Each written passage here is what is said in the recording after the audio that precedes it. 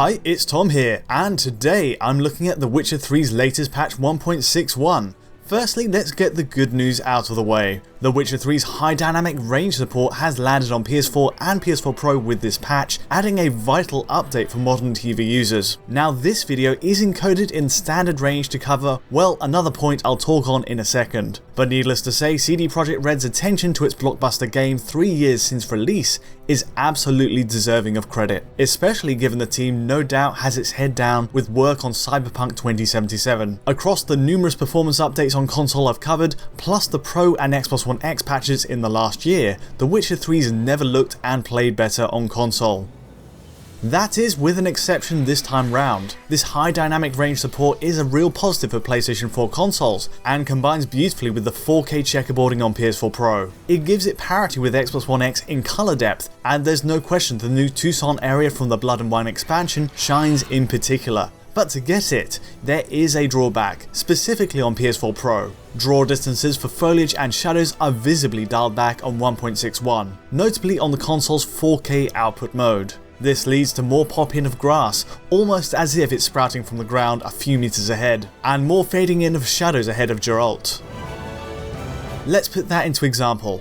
Now side-by-side comparisons don't always do it justice, and zoom-ins do a much better job. Note the foliage in this cutscene with raiders besieging a village. On 1.61 it's all stripped back here, out of the draw distance range set with this new patch, while our 1.50 capture, the update that originally brought Pro support in the first place, shows it as normal. Moving to the new patch is a double-edged sword. You do get HDR, which is great, but in the process the world detail takes a hit. For 1.61, it makes even less sense, given pop-in will appear more obviously when played in PS4 Pro's 4K mode.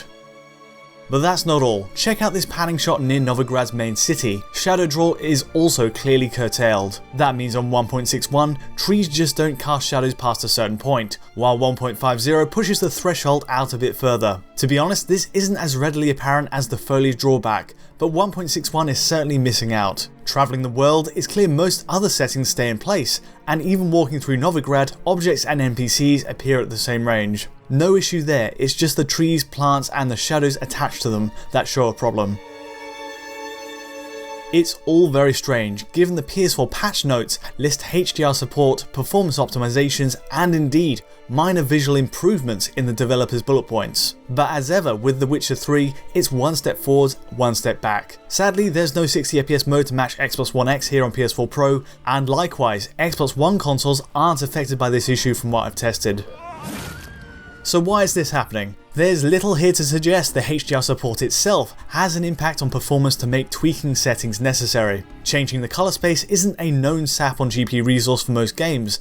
Equally, supposing there is a small percentage variance with HDR enabled, it's hard to see how altering shadow and foliage LODs would be directly linked. Bear in mind these two settings are, excluding PC's Hairworks mode, the most taxing visual elements of the game. For the sake of optimizing around HDR support, it's overkill for a game that did, on its last patch, generally run well at 30fps excluding the crookback bog area. Worse still, these stripped back draw distances affect PS4 Pro running even at standard range anyway.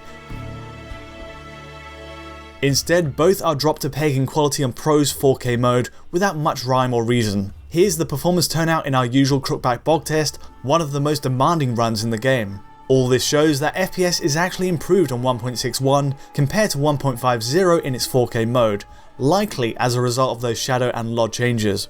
That's actually bundled with an adaptive VSync this time compared to the full VSync of 1.50, so a downgrade in that sense, but the performance is upgraded by a margin of 2 to 3 FPS overall. Even so, there's still prominent drops to the mid-20s as enemies burst from the marshes with 4K playback on both. At the very least, this is an advantage on the new patch, even if it comes at the cost of LOD settings and the occurrence of tearing right at the top.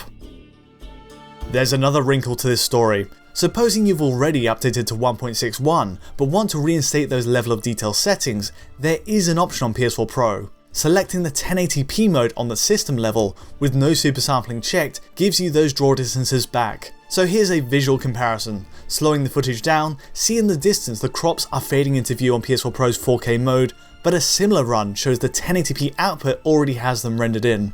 This goes across the game. Foliage draw and shadows are a match for how they were on patch 1.50, and looking at our village cutscene test again, Yep, sure enough, 1080p mode has all that grass fully rendered into the ground, but it's missing on the 4K mode.